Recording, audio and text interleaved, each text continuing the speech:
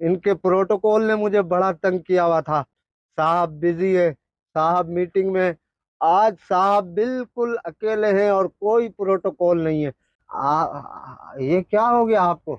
آپ تو جج تھے, آپ کا دبدبا تھا, جیسے چاہتے تھے قلم چلا دیتے تھے. ہیں آپ ایسے ہو گئے؟ آپ اتنے تنہا ہو گئے, آپ اتنے اکیلے ہو گئے. یہ کیوں؟ آپ یہاں پہ بھی جج ہی ہے نا صاحب. صاحب یاد ہے میں وہی ہوں جس کی بائک چوری ہو گئی تھی. میں آیا تھا آپ کے آفس کے باہر 6 گھنٹے کھڑا تھا, مگر آپ کے پروٹوکول والے تو مجھے اندر آنے ہی نہیں دے رہے تھے. وہ کہہ رہے تھے صاحب بزی ہے.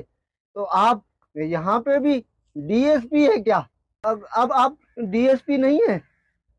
اب آپ کے گارڈ مجھے روکیں گے تو نہیں؟ کوئی مجھے دھکے دے کے باہر تو نہیں نکالے گا؟ ہیں میری بے عزتی تو نہیں ہوگی یہاں پہ؟ آپ تو وہی صاحب ہے نا جس کا لاہور میں الگ بنگلہ تھا, کراچی میں الگ, اسلام آباد میں الگ, اور آپ کی فیملی یو کے میں رہتی تھی. مگر آج کل آپ اتنی چھوٹی جگہ میں رہ رہے, تو لوگ کیا کہیں گے؟ آپ کی عزت پہ بات نہیں آئے گی؟ ہیں آپ یہاں بھی تو بہت بڑے, آپ تو اتنے بڑے بلڈر تھے, آپ کا تو اتنا نام تھا. آپ تو ساری چیزیں بنا بنا کے لوگوں کو بیچتے تھے, اور اس کے بعد اس کی ڈبل فائل نکل آتی تھی. تو کیا یہاں پہ بھی کوئی ڈبل فائل ہے؟ یہاں پہ بھی آپ بلڈر ہیں؟ ارے صاحب آپ تو ہر چیز برانڈڈ پہنتے تھے. ہیں جوتے بھی برانڈڈ, بنیان بھی برانڈڈ, کپڑے بھی برانڈڈ ہیں.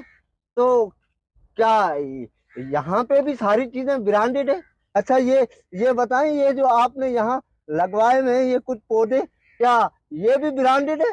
ارے یہاں تو مجھے نہ ڈی ایس پی مل رہا ہے, نہ مجھے جج مل رہا ہے, نہ مجھے برانڈڈ والے مل رہے ہیں, نہ مجھے بلڈر مل رہے. ارے یہ حاجی صاحب, حاجی صاحب, حاجی صاحب کچھ بولیں تو صحیح. حاجی صاحب, حاجی صاحب آپ تو بہت بڑے تاجر تھے. آپ چیزیں اسٹاک کر کے رکھتے تھے اور اس کے بعد اس کو ڈبل ریٹوں پہ بیچتے تھے.